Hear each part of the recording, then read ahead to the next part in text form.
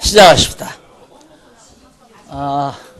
요한 1서, 요한 2서에서부터 유다서까지가 적그리스도 무리를 경계해라. 그러니까 적그리스도가 하나가 아니라 적그리스도가 많아요. 그러니까 그리스도를 대적하는 자들은 다 적그리스도죠. 그러니까 예를 들면 교회 머리가 예수 그리스도인데 교회에서 으뜸이 되고자 하는 자도 결국 적그리스도예요. 그리스도의 자리에 자기가 앉으려고 하니까. 그래서 교회에서 자꾸 그 대장을 세우려고 하면 안 된다. 이제 이런 것 때문에 너무 분명하니까. 근데 목사님들이 쉽게 그걸 범하잖아요. 자, 교회에서는 목사가 최고다. 자기 스스로 이미 그렇게 고정적으로, 전통적으로 이제 그게 굳어져 가지고 교회에서 목사가 최고인 줄로 그렇게 생각을 하죠. 스스로가.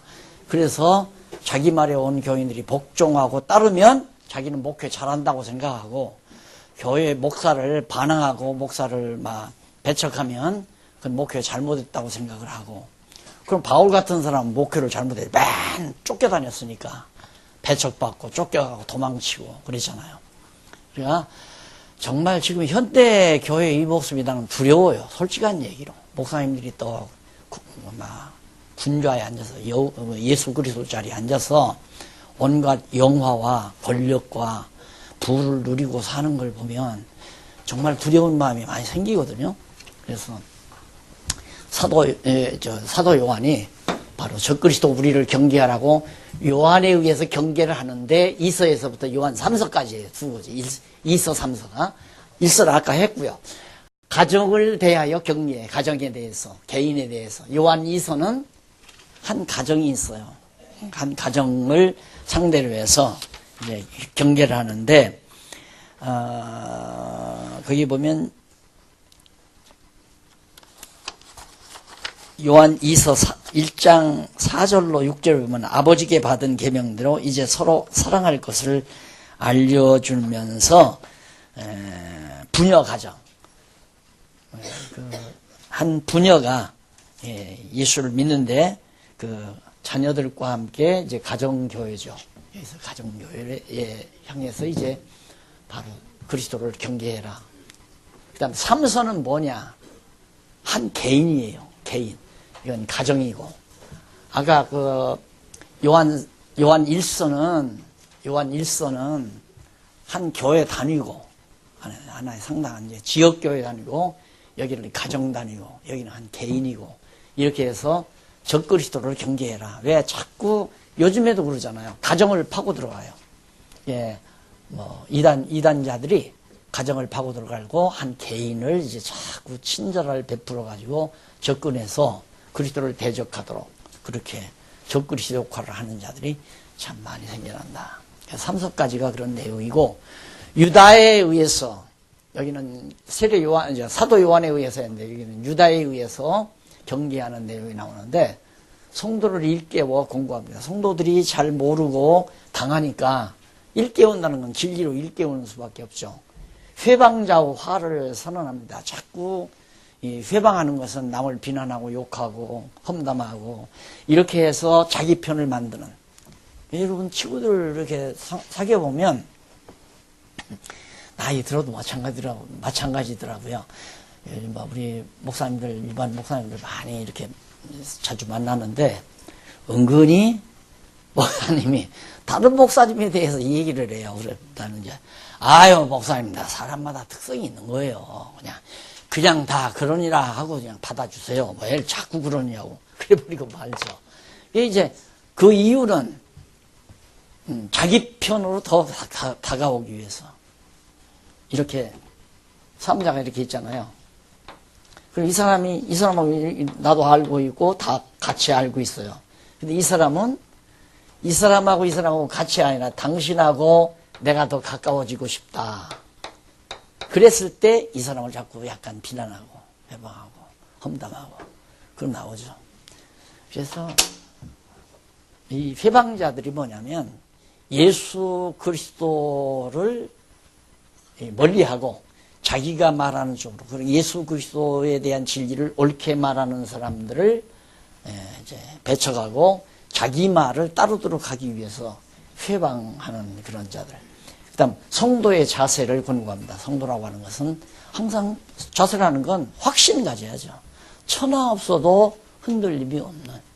그게 이제 확신이 와야 안 흔들리지, 확신이 안 오면 의문이 생기고 이거 뭘까 하면 자꾸 그것에 대해서 흔들리게 돼요. 하나가 흔들리면 다 흔들린다 이 말입니다. 그래서 정말 우리가 끝까지 성경을 통해서 확고한 진리로 무장한다는 것은 매우 중요한 겁니다. 자, 그러면 이제 요한계시록을 우리 함께 보겠는데요.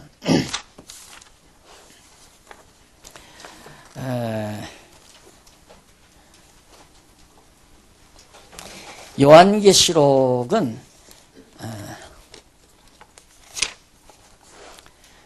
교회 승리를 통한 언약이다. 교회 승리를 통한 언약. 그러면 앞에는 교회 무장을 통한, 아니죠, 투쟁을 통한 언약 아니에요. 투쟁. 그래서 유대주의와의 투쟁, 그 다음 세속주의와의 투쟁, 오늘 이제 바로 적그리스도와의 투쟁. 세속주의 베드로후서부터 좀 하고서 지금 적그리스도와의 투쟁 해서 요한 3서까지 끝냈잖아요. 그러니까 우리가 교회가 이 지상 위에서 항상 투쟁해야 될, 싸워야 될 대상이 누구냐면 율법주의. 이건 우리 교회 안에 큰 거부감 없이 다 들어와 있어요. 거부감 없이. 그래서 교회의 성도들을 율법으로 다 쇠고랑을 채워놨다고 난 그렇게 생각하거든요. 당신 주일날 안식일 범하면 하나님께서 그냥 안 놔둔다. 안식일은 하나님의 날이다.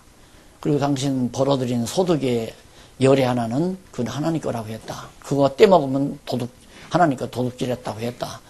이런 것들이 전부 하나의 법으로, 율법으로. 그런데 그건 성경에 나오는 율법이라 되죠. 그런데 교회가 법을 딱 만들어가지고 그 법으로 꽉 묶어놓는 거. 그건 더 악랄한 거예요.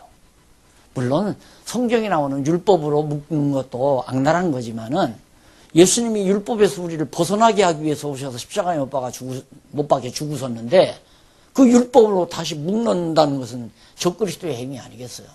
그래서 율법주의를 배격해야 된다. 아마 내가 볼 때 거의 한국교회 성도들 대부분이 80-90% 이상은 신앙생활을 그 율법에 매여서 할 겁니다. 스스로 정말 은혜에 감동해서 한다기보다도 이거 안 하면 하나님께서 싫어하시지, 이렇게 했다가는 하나님이 날 벌 주지, 이런 생각 때문에 얽매여서 하는 것. 그게 이제 보통 우리 한국교회 80-90%가 아마 그러지 않나 생각을 해요. 그런데 도리어 또 사람이, 목사들이 법을 만들어 놓고 헌법을 만들어서 헌법으로 교인들을 다 묶어 놓잖아요. 이래야 된다, 저래야 된다. 아까도 방금 제 장로님 얘기하다 왔습니다만은 지상교회는 체제를 정확하게 갖춰놔야 된다. 제도, 그러니까 행정체제를 정확하게 갖춰놔야 된다. 그거 갖추려면 헌법을 잘 만들어야죠. 그러면 헌법대로 해서 이제 해나가면 교회가 안 된다.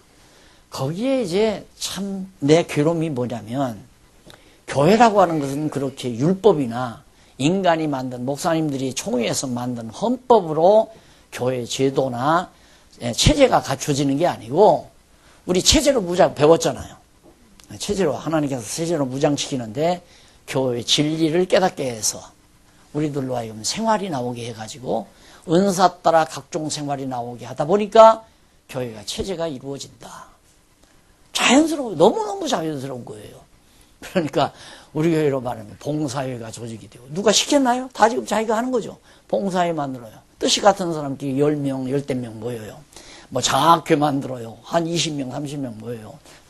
또 무슨 요즘 출판위원회도 있고 번역위원회도 있고, 또 무슨 각종 선교회도 있고, 그리고 구제회도 있고, 이런 회들이 누가 시켜서가 아니라 각자 성령께서 각자 마음속에 소원을 주면 같은 뜻을 가지고 있는 사람들이 모여서 그 일을 해나가다 보니까, 장안중앙교회는 선교회도 있고 봉사회도 있고 전도회도 있고 장학회도 있고, 체제가 얼마나 잘 짜여요. 누가 간섭 안 해도 잘 돌아가잖아요. 우리 해봤잖아요. 해본 게 아니라 지금도 하고 있잖아요. 그러니까 바르게 깨달은 사람은 그렇게 되지른 거란 말입니다. 헌법으로 해서 만드는 것도 아니고 성경 율법에 의해서 만드는 것도 아니고 성경이 가르치는 그대로 하다 보니까 성령 감동에 의해서 각종 단체들이 만들어져 가지고 잘 되나간다. 방송사도 만들어지고 신문사도 만들어지고 이거 누가 하라고 한 거 아니잖아요. 다 지금 각자 자기네들이 알아서 하지. 자, 그러니까 우리가 이제 해나가는 이런 상황에서 우리가 고민이 뭐냐면 아까 말했듯이 바로 교회와 국가, 정치, 교회와 국가와 종교, 이거에 대한 관계 정립입니다. 이 관계 정립이 신학적으로 안 돼요. 안 되기 때문에 때로는 국가가 강하게 나타나면, 이북적으로 강하게 나타나면 종교가, 교회가 엄청 시련과 핍박을 당하게 되는 거고, 교회가 또 반대로 국가를 지배하게 되면 교회가 타락하게 되고, 그러니까 영국 성공회가 타락하는 이유가 국가가 종교를 장악하다 보니까, 국가가 종교를 장악하다 보니까 종교가 힘이 없어요. 피동적이니까. 그래서 영국, 엊그저께 어느 목사님이 그러는데, 영국에 지금 막 이단들이 그 안에 들어가서 이슬람이 완전히 영국을 거의 다 점령한답니다. 유약하니까 스스로 구지를 못하고 항상 국가의 보호 아래서만 있었기 때문에 깊이도 없고 제도만, 형식만. 그러니까 영국은 바로 제복 사회 아니에요. 그냥 모자 쓰고 딱 제복 만들어 입는. 그러니까 보기는 좋지만은 내용은 다 허술한 거라 이 말입니다. 그러니까 이 관계가 하나님께서 우리를 교회를 흥하게도 하고 망하게도 하고 부패하게도 하고 해가시는 하나님의 섭리 방법이라는 걸 우리가 이해한다면 사실 이 평화로운 때 우리들이 마음껏 말씀 공부하고 말씀으로 무장할 때 지혜로운 사람은 계속 공부해서 무장을 하죠. 그러나 그러지 않은 사람들은 이런 기회를 통해서 권력을 얻고 국가 권력을 얻고 세도를 부리고 그게 바로 우리 한국교회 근대사입니다. 박정희 대통령 이름까지 거론해서 안 됐지만 나와서 이제 교회에 힘을 좀 얻으려니까 결국에 한기총이라는 걸 만들어서 그렇게 해서 이제 그들에게 권력을 부여해야 하니까 한국교회가 그것 때문에 부패했다 이 말이에요. 거기 한기총 회장 한번 하려면 10억, 15억 이렇게 들어가잖아요. 돈 쓰고. 왜? 다른 거 없어요. 자기 돈인가? 교회 돈을 갖다 주고 다 하는 거니까. 조찬 기도회 때 그냥 대통령 옆에 앉아서 사진 한번 찍는 거. 그게 권력을 없는 거죠. 그렇게 교회가 다 부패하고 타락해져 버리니까 점점 맥이 풀리고 한국교회가 소생력이 없고. 그럼 결국 교회 승리를 통한 이제 언약인데 하나님께서는 이제 무장을 시켰으니까 전쟁을 이제 이 율법주의, 그다음 세속주의, 적그리스도와 싸우게 해서 최종적으로 승리하게 하는데 우리가 승리하는 것이 아니라 교회 머리 되신 그리스도께서 최후로 승리한다는 사실을 요한계시록에서 가르쳐주는 내용이 바로 이 내용입니다. 그 가운데 1절은 1장에서 3장까지 나오죠. 1장에서 3장. 교회를 위한 계시가 나와요. 상황이 어떤 상황이냐면 이때가 이제 95년도경인데 예수님 오셨다가 이제 95년경 주 95년경 요한이 사도 요한이 이거 쓴 거 아니에요. 기록을 했는데 예수님이 33세 주 33세 승천하셨단 말입니다. 그러면 34년, 60년이 넘었잖아요. 62년도가 됐는데 가시면서 틀림없이 다시 오신다고 약속하고 내가 다시 온다. 근데 이때 온다는 얘기가 아니라 예수님은 이제 쭉 내려와서 이 무렵에 이제 세상 끝날에 오신다는 얘기인데 얼마나 이 당시에 이 로마에 의해서 핍박이 많았습니까, 교회가. 그때 유대인들이 막 잔인하게 스데반 돌로 때려 죽이고 야고보 목 잘라 죽이고 이런 잔인무도한 핍박이 교회가 많았는데 이런 상황에서 막 피난 나가잖아요. 예루살렘 교회가 하루에 5,000명, 3,000명 이렇게 회개하고 돌아왔으니까 큰 교회 됐을 거 아니겠어요. 근데 하나님께서 그 교회를 놔두지 않고 사정없이 이 당시 예루살렘 교회를 막 핍박을 하니까 천지사방으로 다 교인들이 흩어져 버린 거예요.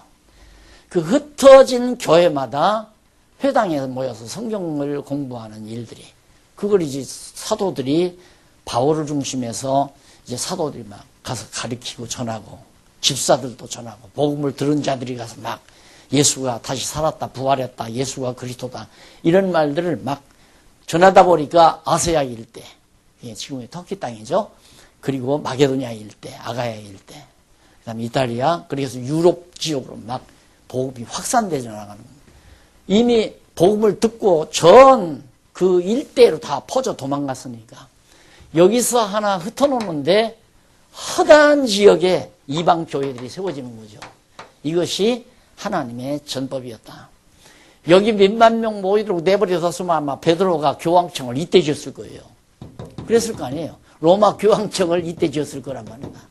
돈 다 걷어가지고. 왜? 재산 팔아서 몽땅 갖다가 사도들 앞에 발에 싸놨을 때, 야, 이거다, 은혜에 들어라. 교황청 지켜. 그렇게 하지 않았어요. 그 당시에 연보라고 하는 것은 가난한 자들 돕는 게 연보예요. 그게 내가 내서 가난한 자들에게 보충해준다. 내년 보충할 보자. 그래서 내가 내가지고 보충한다. 그 원리에서 공산주의가 생겨난 거 아니겠어요? 공산주의의 원리라는 게 그래서 생겨났는데, 거기다가 공산주의자들이 처음에 그 원리를 공동체로 만들어 놓은 거예요. 우리는 다 공동체다. 한 공동체이기 때문에 같이 먹고 같이 살아야 된다. 그러니까 있는 사람들은 내고 없는 사람들은 도움을 받아서 같이 먹고 같이 사는 공동체다. 그 공동체라는 말을 공산주의자들이 내놓은 거예요. 그런데 오늘날 교회를 향해서 공동체라는 건 웃기는 얘기 아니에요. 말도 안 되는 얘기죠. 그래서 결국 하나님께서는 이 교회를 뭉쳐서 교황청 짓지 않고 선지사방으로 이제 다 흩어져 가지고 복음의 사역자 노릇을 하게 한 거죠. 바울이 가면 막 바울의 뒷바라지를 해서 선교를 하게 하고 복음을 전하게 하고, 그렇게 해서 이제 95년도까지 왔는데, 이때는 로마가 70년에 주 70년에 예루살렘 성전을 불태웠을 때란 말입니다. 그러니 얼마나 핍박이 더 극심하겠어요. 132년도는 예루살렘이 완전히 회파되는 시점이고요. 그러니까 95년도까지 기다려도 예수님이 안 오니까 아세아에 있는 7교회, 여기 나오죠. 아세아 7교회들이 이제 쭉 여기 7교회가 나오는데, 이 7교회들이 낙심하고 절망하고, 야, 이거 예수님이 승천하다가 사해바다에 떨어져 죽으셨다는 얘기인가? 이런 생각도 할 거 아니겠어요? 왜 안 오시냐 이거야? 빨리 오셔야지 이 고난을 면하게. 안 오고 절망하고 좌절하니까, 그때 하나님께서 사도 요한, 예수님이 12사도 가운데 가장 나이가 어린 요한을 반모섬이라고 하는 섬으로 불러내가지고 거기서 계시를 준 것이 바로 요한계시록이란 말입니다. 그런데 먼저 이제 요한계시록 1장에서부터 3장까지는 교회를 위한 계시, 7교회를 위한 계시를 하는 거예요. 그래서 첫째 전체 계시의 서론 1절로부터 20절까지 1장, 그리고 7교회에 대한 구체적인 서론 2장에서 3장까지 에베소 교회에 대해서 계시를 합니다. 서문학 교회에서 계시. 결론은 뭐냐면 다 공통점은 끝까지 견디는 자는 만나를 주워 먹게 한다, 생명의 멸관을 준다, 생수를 마시게 하겠다, 뭐 등등 이런 약속이 쭉 7교회에 주어져요. 여러분 다 기억나시죠? 왜? 7교회 하나하나 끝까지 견디는 자는, 끝까지 견디라. 언제? 끝까지가 언제나 이때까지. 예수님 오실 때까지 견뎌야 된다 이거예요. 왜? 이때 가서야 승리를 거두니까. 그러니까 최종적인 교회 승리는 주님이 오셔야 되는 거고, 과정에서 예를 들면 이스라엘 백성들이 이제 애굽에서 나와가지고 홍해바다 언저리가에 있었잖아요. 그때 애굽 군대들이 막 쳐들어오잖아요. 그때 애굽한테 망할 것 같았죠. 그런데 하나님께서 홍해바다를 갈라서 이스라엘 백성들 다 건져내고 애굽 군마들은 다 물매장시켜버리고, 그런 건 지역적인 승리예요. 지역적인. 물론 우리가 이 땅 위에 살면서도 지역적으로 이길 수 있어요. 그러나 최종 승리는 아니에요. 언젠가는 또 핍박이 오고 또 대적자들이 교회를 괴롭히고 무너뜨리고 교회에 핍박을 가하고, 이것은 끝없이 그럴 거 아니겠어요?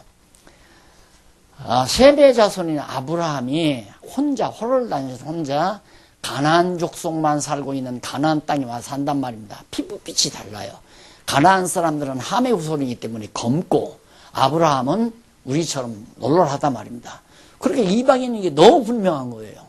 그러니까 우리도 과거에 미국 사람 하나 나타나면 구경거리였죠. 코 크고 허물고고 머리가 쎄노랗고. 그렇듯이 천대받은 거죠. 천대. 그러니까 교회도 세상과는 구별되기 때문에 다른 곳이기 때문에 교회가 세상 나라가 세상이 교회를 환영하지 않는 거예요. 그래서 늘 교회에 대해서 핍박을 가하고 교회를 괴롭히고 그게 이제 역사상에 계속 나오는데 이 아세아의 7교회도 역시 이런 상황에서 어찌에 지금 95년도 100년이 다 가까우는데도 예수님은 오실 생각을 안 합니까? 우리는 이렇게 지금까지 참고 모든 핍박을 받지만은 견뎌왔는데 주님은 언제 나오시렵니까 하고 흔들릴 때 사도 요한을 통해서 끝까지 견디는 자는 생명의 멸관을 준다. 만나를 먹게 해주겠다. 생수를 마시게 해주겠다. 등등의 새 이름을 주겠다. 등등의 약속들을 7교회를 향해서 쭉 해갑니다. 자, 이 부분은 뭐 그렇게 어려운 부분이 아니니까 여러분 대충 보시면 알 거예요. 자, 그 다음 거기 보면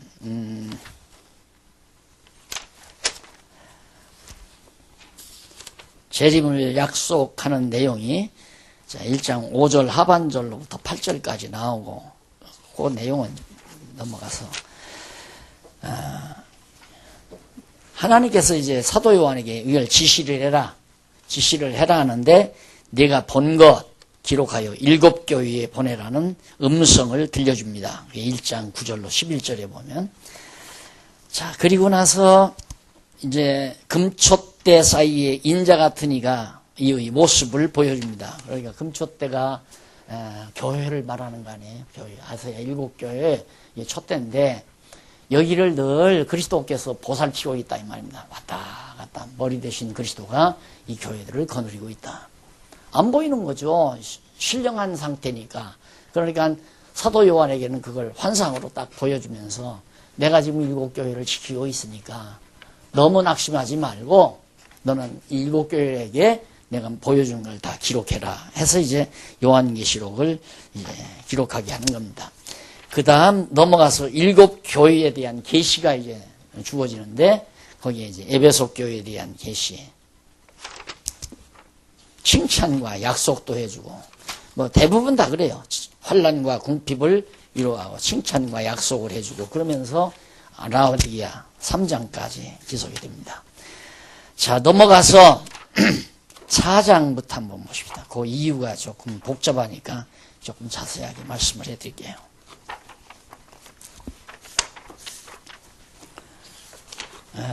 제2절 주의 영광과 권세입니다. 제2절 주의 영광과 권세. 근데 여기 이제 주라고 나왔는데 이걸 성경에 나오는 주를 대부분 그리스도로 이해하시면 됩니다. 그리스도. 이 그리스도의 영광과 권세 이렇게 생각해요. 왜 그러냐면 교회 머리 되신 주님이 바로 그리스도가 교회 머리시기 때문에 그래서 대개 신약 성경에는 그리스도를 다 주로 표현을 했다. 그런데 이 주가 도리어 어디로 연결이 되냐면 여호와와 연결이 돼요. 여호와. 그러니까 여호와, 주, 그리스도 다 맥락이 통하는 그런 내용들입니다. 그래서 그리스도의 영광과 종교가 4장부터 여기가 바로 요한계시록을 오해하게 되는 가장 중요한 대목입니다. 모든 주경학자들이 4장과 7장 사이를 주의 영광, 나는 이게 주님의 영광과 권세라고 이렇게 타이틀을 붙였잖아요. 그 말은 무슨 얘기냐면 지금 아시아 7교회 성도들이 여기에서 지금 낙심하고 절망하고 있잖아요. 95년도에. 그러니까 아시아 7교회에게 위로하고 칭찬하고 격려하고 약속도 해주고 나서 바로 사도 요한에게 보여준 게 뭐냐면 주님의 몸된 부활 승천하신 예수 그리스도가 영광 가운데 이런 권세를 가지고 계시다 하는 걸 환상으로 보여주는 거예요. 그런데 이걸 갖다가 이 내용을 갖다가 상징적으로 풀어가지고 이것이 이 지상에 세상 종말에 나타난다는 얘기죠. 흰 말탄 권세, 초황색 말탄 권세 이런 거이 나오는데 이 다음 세상 종말에 흰 말탄 권세가 나오고 요즘에 흰 말탄 권세가 또 적그리스도로 해석하는 목사들이 많더라고요. 얘 종잡을 수가 없는 겁니다.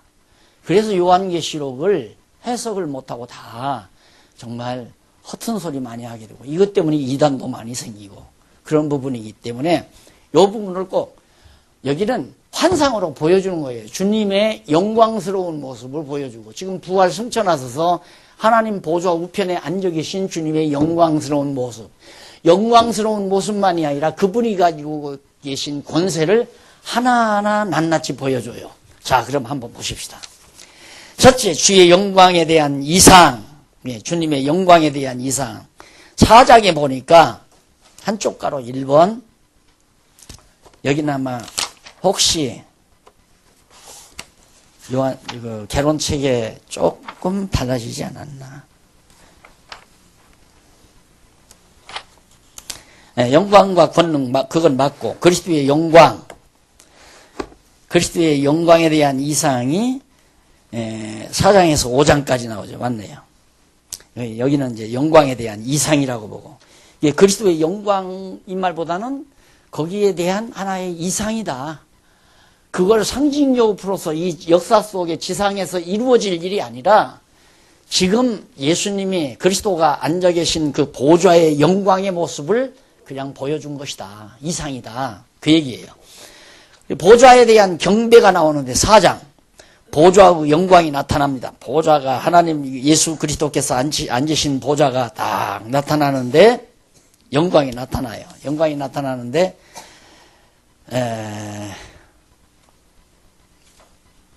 아주 그 유용, 화려함, 찬란함.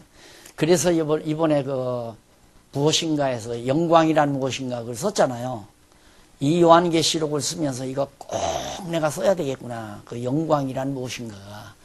그래 이 영광 여기 나오는 걸 여기다가 삽입해서 쓰려면 막 한 7, 8페이지가 또 막 그걸로만 엮어지게 되면 전체 성경의 논리적 흐름이 자꾸 차단이 되기 때문에 그래서 그건 별도로 영광이란 무엇인가에서 취급하게 된 겁니다. 그런데 놀랍게 4장 6절로 11절 보면 양쪽 가로 2번에 나옵니다. 여기는 안 나오죠? 자세히 안 나와요. 안 나오는데 거기 보니까 주에게 엎드려 경배하는 내용이 나와요. 쫙 24장로들이 막 쫙 엎드려서 경배를 해요. 아주 영광스러운 장면들이죠. 그 네 생물이 주께 찬송하며 영광을 돌리는 생물, 뭐 사자 같고 송아지 같고 뭐 등등 한 네 생물들이 보좌 주위에서 그러니까 그 영물이죠. 영물. 하나님께서 천지 만물을 창조하기 이전에 이미 여기 하나님의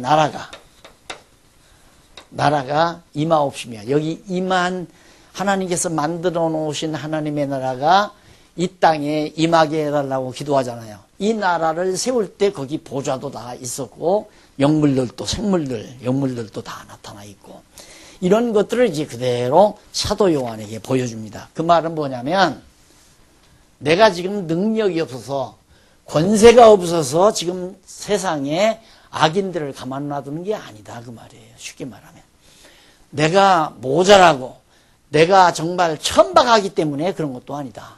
나는 이렇게 영광 가운데 있고 내가 이런 권세를 가지고 있다. 그러나 아직 때가 되지 않았기 때문에 마지막 내가 최후의 승리를 미루고 있는 것이다. 그 미루는 의미도 다 얘기를 해요. 그래서 여러분 이 부분 영광과 권세라고 하는 이 부분 이건 하나의 실제 모습 그러니까 신령한 나라의 실제 모습을 환상으로 사도 요한에게 보여준 것이다. 그 말이에요. 그것이 지상에 그거 상징적으로 지상에 이루어지는 게 아니다. 뭐 장로들도 보좌에 주께 경배하고 네 짐승도 생물도 경배하고 장로들도 전부 경배하는 장면. 영광스러운 장면을 보여주는 거죠. 그 다음 능력에 대한 찬양이 5장에 나와요. 하나님의 능력에 대한 찬양. 생물과 장로들이 막 쫙 하나님의 능력을 찬양을 해요. 그리고는 인봉한 책의인을 떼는 자가 다윗의 뿌리임을 알려줍니다. 그러니까 이제 7개 인이 있어요. 7개. 인이 있는데 이 인을 떼야만이 어떤 사건이 보여지는데 이걸 뗄 사람이 아무도 없어요. 근데 보니까 다윗의 뿌리, 그러니까 아브라함과 다윗의 자손인 예수 그리스도만이 이걸 뗀다 이 말이에요. 이게 권세. 그러면 예수님께서 이거 떼면 나타나요. 권세가 나타난다 이 말입니다. 이걸 떼면 또 두 번째 권세가 나타나고 이런 권세를 보여주는 거예요. 그런데 이걸 갖다가 요한계시록 해석하는 사람들이 이 다음 말세에 예수님께서 이 인을 떼면 어떤 일이 벌어지고 두 번째 인은 뭔 일이고 이렇게 7째 인까지 쫙 예수님이 떼므로 이 세상 종말 때 그 일이 나타난다는 거죠. 근데 그게 아니고, 잘 들으세요. 그게 아니고 예수님은 이런 권세를 가지고 있다. 그 권세가 어떻게 그 권세를 알 수 있느냐면 인을 떼보니까 이런 권세들이 다 있다는 사실을 보여주는 거예요. 내가 인을 떼면 첫째 백말탄 권세가 딱 나. 백말탄 권세는 승리라 해요. 전쟁은 내게 속한 것이니 전쟁의 승패가 누가 주관하면 예수 그리스도가 주관한다 이 말이에요.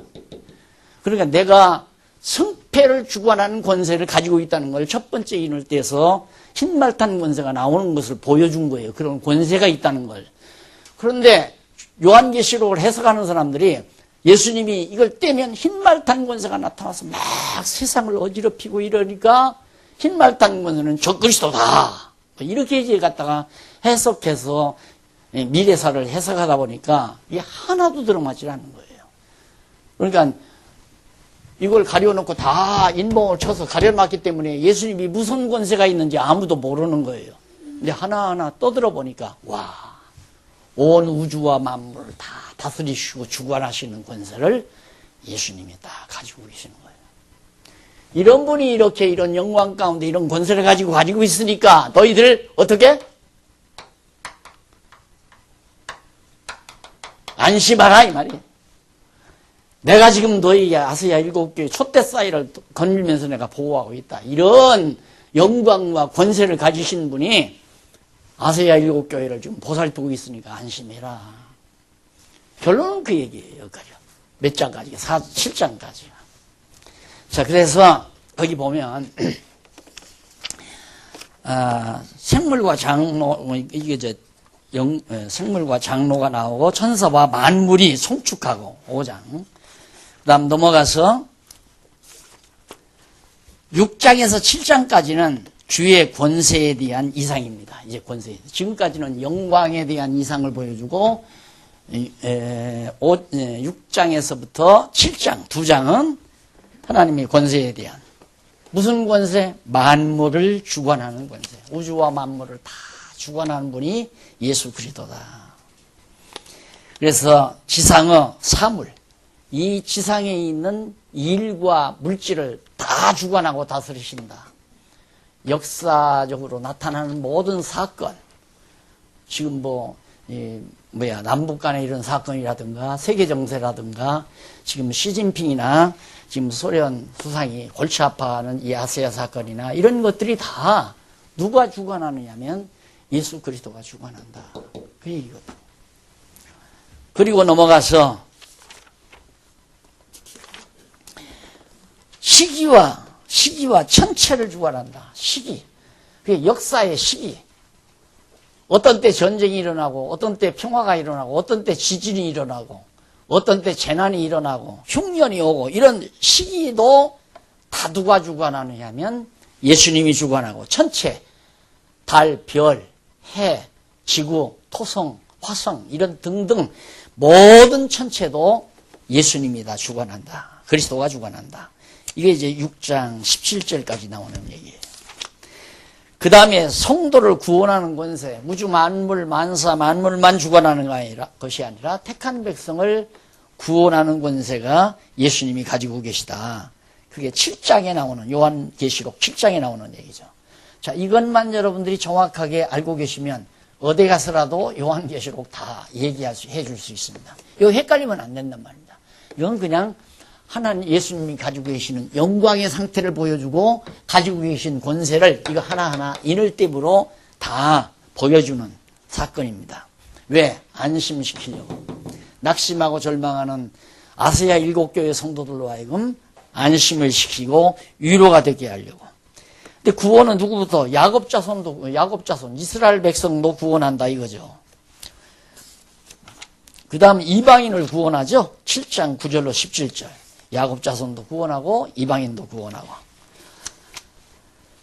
이런 구원의 능력이 예수 그리스도에게 있음을 보여줍니다. 그 다음 제3절. 제3절은 주의 진노와 심판.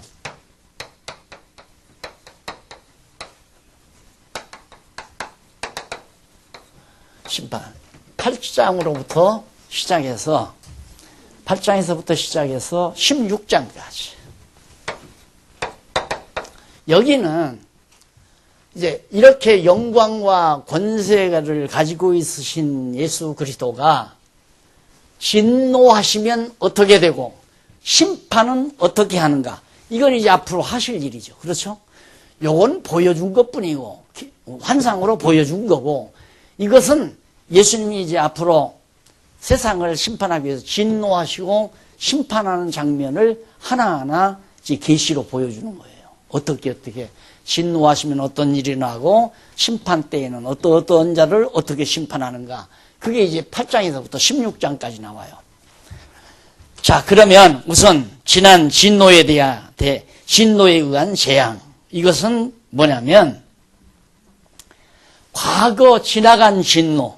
그게 8장에서 9장까지예요. 그러면 예수님께서 여기 오셔서 승천하신 다음에 오순절 성령 임하고 지금 95년도에 지금 세례 요한에게 지금 계시를 하잖아요. 그럼 지나간 진노가 있을 거 아닙니까? 그게 바로 물어볼 거로 지나간 진노가 70년 예루살렘 성전 이거란 말입니다. 또 이것만 지나갔느냐 하면 여기 앞서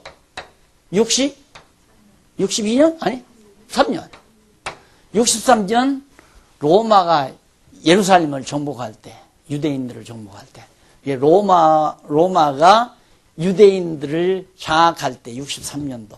그러니까 이것이 1차고 이게 2차란 말입니다. 그렇죠? 1차, 2차. 이 지나간 해의 진노를 일단 사도 요한에게 말해주는 거예요. 그것이 8장에서 9장까지. 자, 그런데 이 지나간 진노에 대해서 재앙을 얘기하는데 9장까지인데 8장에서는 4차례 임한 나팔재앙이 나옵니다. 예, 나팔재앙. 나팔 한 번 부르면 재앙이 딱 나오고 두 번째 불면 또 나오고 세 번째 불면 또 재앙이 쏟아지고 이게 이제 하나님께서 진노하시는 거예요. 예수님께서. 그러니까 여기도 63년 로마가 유대인을 지배할 때도 하나님께서 예수님 천사가 나팔을 부니까 이제 로마 제국이 등장해서 유대인들을 장악한 거고 또 두 번째 나팔을 부니까 여기 70년 예루살렘이 성전 불타버리는 역사가 나오고 그게 8장에 네 번째 나팔, 네 차례의 나팔이 나오는데 8장 1절로 9절에 보면 수목과 해물을 파멸하는 내용이 나옵니다. 수목을 다 파멸하고 바다의 물고기도 다 파멸하고 그래서 7째 인을 뗄 때 7천사가 나팔을 받는 것. 보니까 이 재앙이 임하는데 하나님께서 7천사에게 나팔을 다 하나씩 주어요. 나팔을 불면 재앙이 임하고 이게 나팔이란 군대들의 신호 아닙니까? 그러니까 비교적 이제 전쟁에 관한 것들이죠. 그래서 나팔재앙이라고 그렇게 이해를 하시면 됩니다. 자, 6장에서 그리스도. 아니. 7장까지 우리 배웠죠? 8장 넘어가야 되잖아요. 그리스도의 네, 죄송합니다. 550페이지, 강론제 550페이지 보면 가로 없는 1번 그리스도의 진노가 나와요. 8장에서 16장까지죠. 예. 그리스도의 진노. 여기요. 8장에서 이건 18장까지인데. 심판은 18장까지 맞아요. 심판. 그리스도의 진노는 8장에서 16장까지. 진노가 8장에서 16장까지.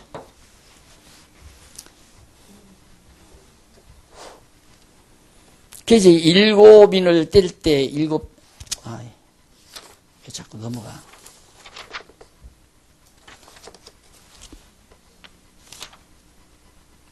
네, 맞아요. 지난 진노에 의한 재앙하고, 왜 이래? 뭐가 잘못됐어요? 내가 지금 둘을 놓고 자꾸 보니까 그러는 거야. 죄송합니다. 주의 진노와 심판이 16장까지 맞아요. 16장. 그리고 주의 진노는, 진노에 의한 재앙은 8장에서 9장까지. 이거 고쳐진 거예요. 고쳐진 걸로 제가 강의를 해드리는 겁니다. 그럼 4차례 임한 나팔재앙이 8장인데 4차례 임하는 8장, 이제 4차례 나팔재앙이 4번에 걸쳐서 임하는 재앙이 8장에 나오는데 4재앙이죠. 재앙. 이것이 이제 8장에 나와요.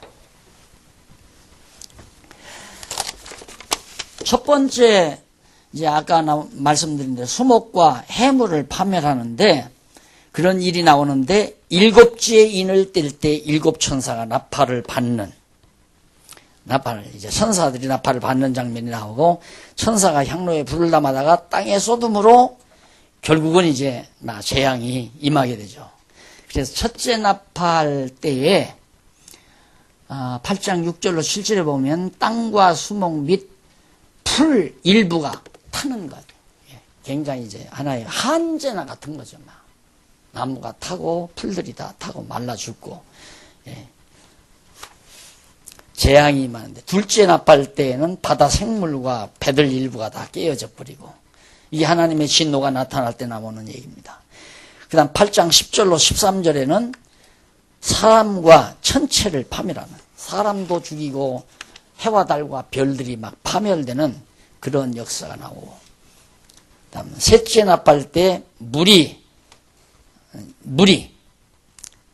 써짐으로, 물이 없어짐으로 이제 쓴 물이 되므로 사람들이 먹고 죽는 그런 일이 나오게 되고, 넷째 나팔을 불 때는 천체 3분의 1이 어두워져 버리고 해와 달과 별들이 다 어두워져 버리고, 예. 그러면서 공중에 날아가는 독수리가 3번 화를 선언합니다.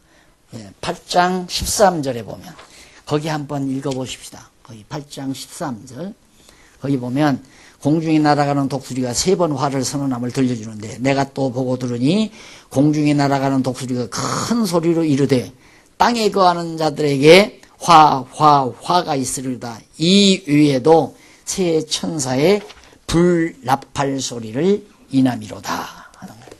그게 네 번째 나팔 화 나오고 또 나머지 화도 있게 된다. 그런 얘기예요. 그래서 이거 이제 자세한 강의는 나중에 강론집에서 이제 우리가 할 수 있고요.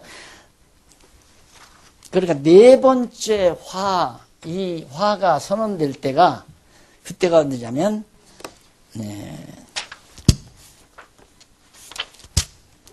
지난 진노에 대한 재앙이죠. 지난 진노에 대한 재앙. 그래서 다섯째 나팔과 첫째 화 나와요. 요 화가 이게 앞에는 이제 땅과 바다의 모든 어려운 일들이 다 벌어지는 내용이고, 요거 나오는데 이게 첫째 화. 그러니까 로마가 이 당시에 망하기 전 첫째 화거든요. 이게 있기 전에 엄청난 지상에 큰 재앙이 있었던 것을 하나, 둘, 셋, 넷, 이 재앙을 통해서 우리가 알 수 있는 거예요. 나팔 재앙을. 그리고 이제 첫째 화, 이거 지나갔죠. 둘째 화, 이거 지나갔어요. 마지막 일곱째 화 하나가 남는 겁니다. 이게 이제 그 뒤에 계속되는 그런 내용이죠. 그래서 뭐 황충재앙도 나오고 좀 모든 재앙이 임하게 되는데 여섯째 나팔과 둘째와 나오죠. 9장 저 넘어가서 9704페이지 보면 여섯째 나팔, 이 여섯째 나팔이죠. 여기가 이제 63년이고 이것이 주후, 이건 주전 63년, 여기는 주후 70년 후, 이건 전. 첫째와 둘째화가 이제 나오는 거고요. 그게 여섯째 나팔을 불므로 이제 첫째화가 지나간 거예요. 아니, 이제 첫째화가 아니라 둘째화가. 그 다음에 이제 남은 진노에 대한 대비입니다. 자, 이것은 여지껏 여기까지는 지나간 거죠. 여기까지. 여기까지 앞에서 다 지나간 것을 열거한 거예요. 첫째와 하나, 둘, 셋, 넷, 다섯, 여섯째 나팔까지는.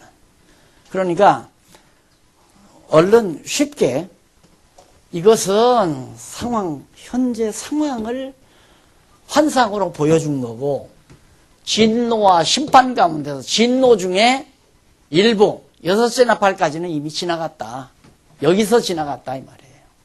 그리고 나머지는 이제 여기를 기점으로 해야 하니까 사도 요한이 기록할 때를 기점으로 해야 하니까 요 일곱째 나팔 불 때는 이거 지나가고 여기서부터 시작된다고 하면 됩니다. 알았죠? 132년.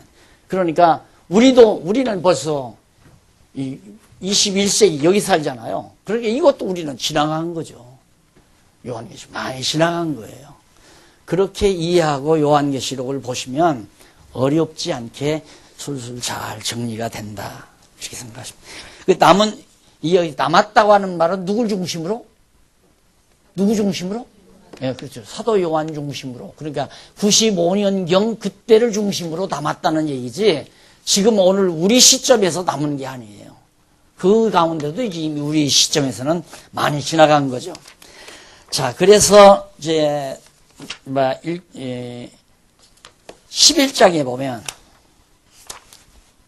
10장에서부터 11장까지 10장에서부터 11장까지는 첫째가 천사의 맹세와 준 사명, 천사가 하나님 앞에서 맹세하고 또 천사가 받은 바 사명을 이제 10장에서 기록해 놓으면서 그 다음 11장 넘어가면 증인과 죽음과 그 결과, 이제 복음을 증거하는 이런 일들을, 요거죠. 요 재앙이 있을 걸 증거하면서 하다가 많이 사람이 죽임을 당해요. 순교를 하게 된다 이 말입니다. 그런 사건들이 이제 쭉 기록이 되면서 이제 12장 넘어갑니다.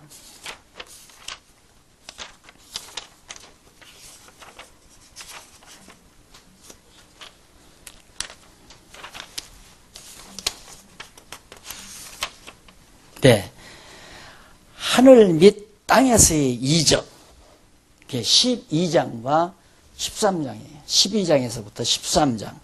그러면 그 이전 10장에서부터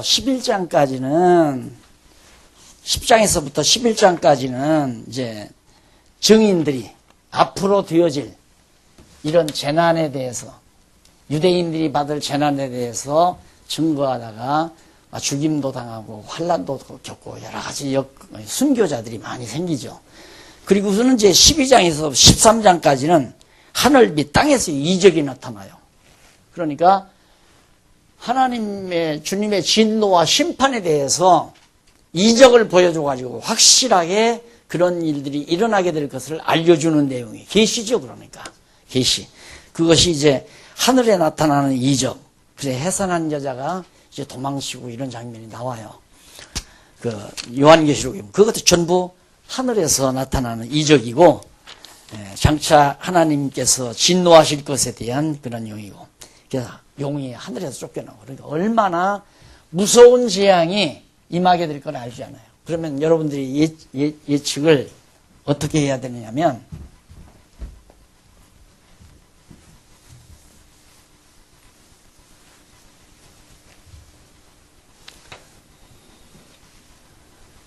여기서부터 유대인들은 이제 끝나는 거거든요. 이 완전히 유대인이 세계만방으로 다 흩어지는 때예요. 그리고는 1948년 이때 독립을 하는 거예요.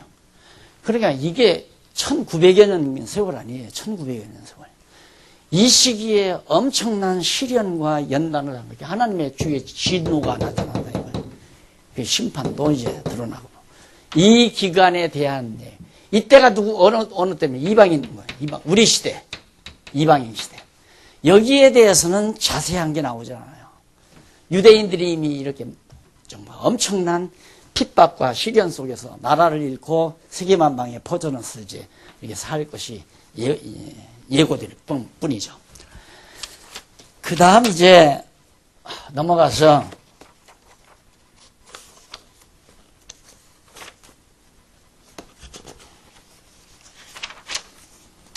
최종 심판에 대한 경고가 예고가 나옵니다. 14장, 16장. 최종 심판 이거 나오죠. 아까 지금까지는 진노에 대한 내용이고, 그러니까 유대인에 대한 진노가 이거라는 걸 아시면 됩니다. 이게 진노 기간이고, 지금도 진노, 지금 21세기, 지금도 계속해서 지금 이스라엘 형편없대요. 부패하고 타락하고 지금도 막 이 주변에서 공격하고 그러잖아요. 여전히 하나님의 진노. 왜 그러냐면 예수님 십자가에 못 박혀 죽을 때 이 죄를 우리 후손에게 돌려달라고 저들이 아우성 쳤잖아요. 그대로 후손에게 다 지어지는 겁니다. 유대인들이. 근데 이게 언제까지 가느냐면 이방인의 구원의 수가 다 찰 때까지, 우리 이방인들 가운데서 예수 믿고 구원 얻을 수가 다 찰 때까지 이 고난이 지속된다 이 말이에요. 그리고는 이제 유대인 때가 오는 거죠. 유대인 구원 시대가. 이 무렵. 이 시기 오기 전까지는 유대인들이 심한 고난과, 그래서 어린 양 심판 예고가 나오고 심판의 복음에 대한 예고 등 이것들 좀 말씀 전파하는 내용들이 전부가 다. 그 다음 넘어가서 심판 열매 수확을 거둬들인다. 이게 14장에 나오는 얘기고요. 그 다음 15장 16장은 심판을 위한 재앙 예고. 15장 16장 심판한다. 이게 심판. 15장 16장이 막판 아니에요. 하나님의 심판 예고가 16장까지 지속이 됩니다.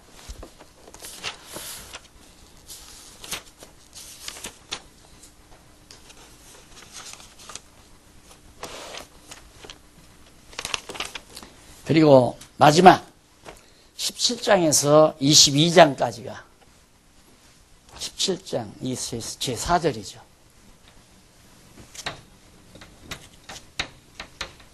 제4절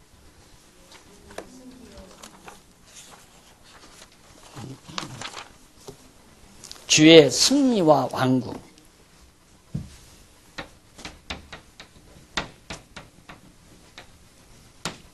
왕국.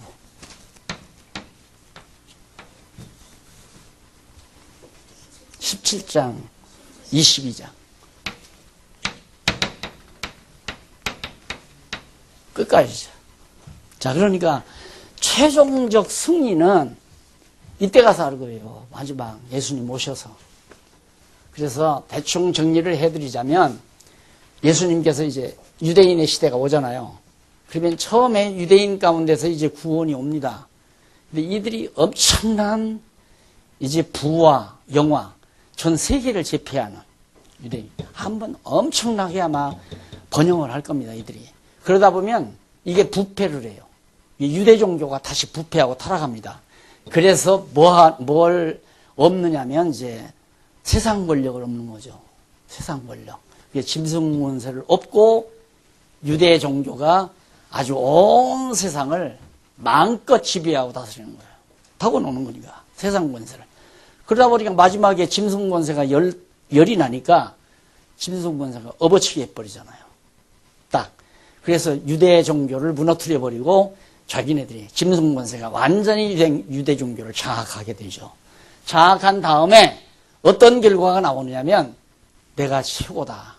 짐승 권세가 이제는 이 온 세상은 내 거다라고 오만방자하게 떠들어댈 그 무렵에 누가 오냐면 예수님께서 오시는 거예요. 재림하시는 거예요. 그래서 부적에 여기다가 짐승 덜미를 잡아서 집어 쳐놓고 말아요. 그래서 여기서 이제 천년, 일천년이죠. 천년 동안 영역 정치가 이루어집니다. 그러면 어떻게 하면 이때 예수님 오실 때 이 순교당한 자들이 있죠? 이때도 또 순교당한 자들이 있을 거죠? 순교자의 영혼이, 유대인 가운데 순교자의 영혼이 차지 않았기 때문에 조금만 기다리라고 그래요. 그러면 나중에 차니까 14만 4천이 딱 순교자가 찹니다. 유대인 가운데서. 그러면 그때 이제 예수님이 오셔서 그 사람들이 부활을 해요. 14만 4천이. 그래서 그들이 지상에서 분왕 노릇을 하면서 온 세상을 영역으로, 폭력으로 다스리고 무기로 다스리는 게 아니라 정말 신령한 영역으로서 천년을 다스려가기 때문에 이게 바로 에덴 동산에서 아담에게 주었던 에덴 동산과 같은 무죄시대가 이제 이루어지죠. 이 계시가 끝나는 겁니다. 하나님께서 첫 아담에게 언약한 대로 둘째 아담이 완전히 지상에다가 죄 없는 세상을 다스리고 주관하고 역사해 가도록 섭리한 다음에 여기서 마지막 천년이 차면 한 번 더 놔줘요, 짐승을. 왜? 천년 동안 생육하고 번성한 사람들은 연단을 안 거쳤어요. 시련을 안 받았어요. 그래서 마지막에 무적행에서 짐승 놔줘가지고 짐승이 지옥 갈 자 데리고 가고 하나님의 택한 백성 천국으로 이끌어가기 위해서 무적행에 나오는 사람 한 번 놔줘요, 한동안. 그렇게 해서 이제 마지막 세상 종말을 맺히는.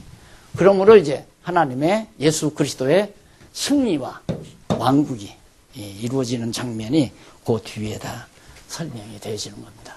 아마 대충 윤곽이 잡혔을 겁니다. 다시 한번 최종 정리하고 끝내십시다. 자, 세 번째 화가 임했죠? 세 번째 화는 사도 요한 이후에 임해요. 그 132년에 임한 다음부터 이때가 이제 구체적으로, 물론 이 전에도 이방인들이 안디옥이나 아세아 많은 이방인들이 예수를 믿었지만 적극적으로는 유대인의 구원은 여기서 끝나죠. 완전히 순교자들도 끝나고. 그리고는 이방인들의 구원이 이루어지는 동안에는 요한계시록에서 구체적으로 말하지 않는다. 그 다음 이제 1948년 다시 독립을 했는데 지금도 고난을 당하고 있는 거예요. 그래서 이 고난의 시기가 끝나면 유대인의 때가 오고, 유대인의 때가 오는데 부와 영화를 누리다가 또 부패하고 타락해서 세상 권력과 짝짝대고 어울리다가 결국에는 짐승 권세에게 업어치기 당해서 결국은 짐승 권세가 내가 이겼다. 그리고 에덴 동산에서 짐승 중에 가장 간귀한 뱀이 아담을 타락시키고 승리했다고 자고할 때처럼 내가 이 온 세상은 내 주먹 안에 있다라고 오만방자함을 떨 때 예수님께서 오셔서 결국 무적행에다가 집어넣어 버리고 무죄한 시대의 천년 동안을 완전히 예수님께서 부활, 그 당시 두 번째 부활에 참여한 선교자들의 영들, 그들 부활인들을 통하여 천년 동안을 다 영역 정치를 하게 된다. 그냥 그게 마치게 되면 무적행에서 다시 놔줘가지고 천년 동안 죽지 않고 사니까 얼마나 많은 사람이 번창하겠어요. 이 사람들을 다시 한번 연단을 시켜서 천국 갈 자와 지옥 갈 자로 최종 심판하는데 사망 부활과 생명 부활로 그렇게 딱 분류해서 부활시킴으로 천국과 지옥으로 마지막 종교를 맺는다. 이렇게 대충 짐작을 하시고 집에 가셔서 이 부분 자세히 좀 읽어보시면은 많은 도움이 되리라고 생각합니다. 자, 이렇게 해서 대략 이제 성경대로 요한계시록까지 대충 맞춰드렸습니다. 자세한 공부는 여러분들 시간 날 때마다 스스로 좀 해주시면 좋겠고요. 아마 오늘 광고 있을 겁니다. 잠깐 기도하고. 자비하신 아버지 하나님, 은혜를 감사합니다. 오늘도 우리 불러주셔서 하나님의 경륜과 섭리를 대충이나마 우리들이 알고 영원한 나라 소망 삼고 살게 하신 것 감사합니다. 땅에서 좀 피곤하고 땅에서 좀 고달퍼도 우리가 영원한 나라의 소망을 가지고 당당하게 승리하는 하나님의 백성들 되게 하시옵소서. 예수님 이름으로 기도드립니다. 아멘.